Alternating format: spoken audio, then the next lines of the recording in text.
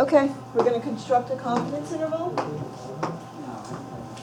Right, this is number 33. A computer company wants to estimate the mean number of hours per day all adults use computers at home. In a random sample of 21 adults, the mean length time of a computer was used at home was 1.71 hours. From past studies, the company assumes the standard deviation is 0.6 and that the population of times is normally distributed. So we're going to construct a confidence interval. This is what we're looking for. This is our confidence interval. What is that? This is going to be, here's our mu No, is in the middle. in the black. What is that? This is our margin of error. This is the formula we're going to calculate because we need to find E. That's going to be our margin of error. So let's first write down all the information that was given in the problem. What information was given? Do we have an X bar? Do we have an N? Do we have a standard deviation? What was given?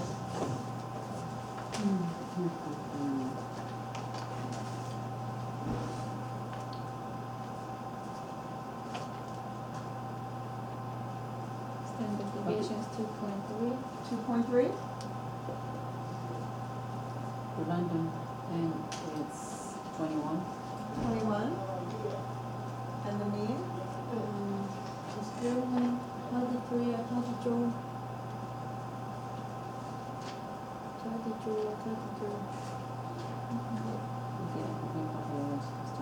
Which one we want? 33. Oh, we're doing 33. 33. We're doing 33, so Yes. this is not the 33, not standard 32. deviation. That's what I said. I don't know. Okay, 32, sorry. 33. It's 0.6. 32. Oh. So what is the standard deviation?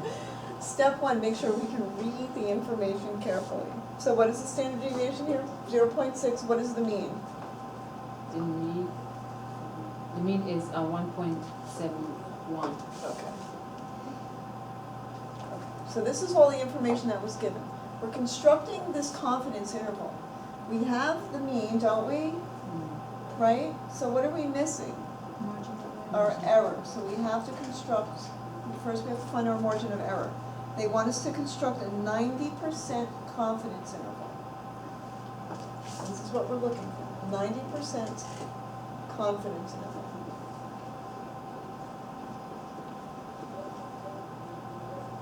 Okay, so let's look at our formula. Because we know that we need to figure out what E is. What do we have in this formula? We have our standard deviation, we have our N, what's missing? Oh. So how do we find out what the Z sub C is, which is a critical value? How do we find this? But use the formula. Now, on your table 4, in the little box in the bottom of the table, you'll see something that says critical values, right? Is there something that corresponds to a 90%? Yes, it's Confident. It's 1.6. So what is the Z? Good. So what is it? It's 1.645. 1.645.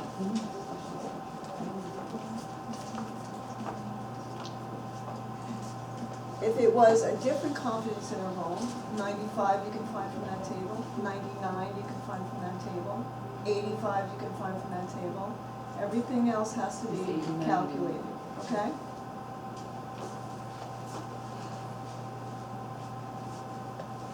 So now we can calculate our margin of error. We have all our necessary tools. So we say E is equal to our critical, right?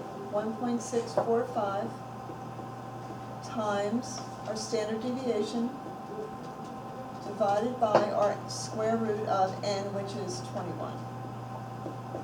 Okay, so you guys tell me what the numbers are.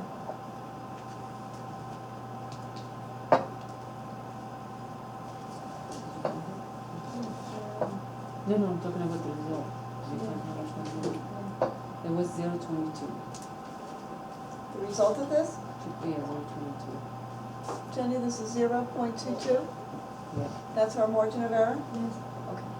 So now what do I do with this margin of error? And so after that, and you constructing a capital interval. Right. So now we're gonna construct it. So this is gonna be our mean, which is 1.71 plus our margin of error. And this is gonna be our mean minus. So let's do these calculations.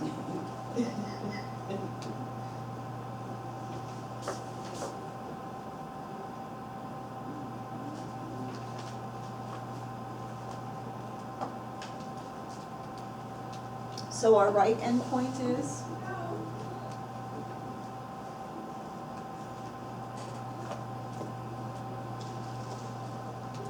Anybody? She's cheating. She did it already. Jenny, do you know what the right endpoint is? Yeah. 1.93. And our left endpoint? 1.49. So this is our interval. So we can say with 90% confidence, get. right, that our data values are gonna fall within this interval. And it's gonna be the same thing for 95? Yeah, exactly, the next two. Is it just change the Z? 95, 99, the only thing that's Just gonna Z. change is your Just the critical, Z. is the critical. Mhm. And interval, you can see it like this too. You may see it like that too. Yes. Okay? Okay, any questions about that one?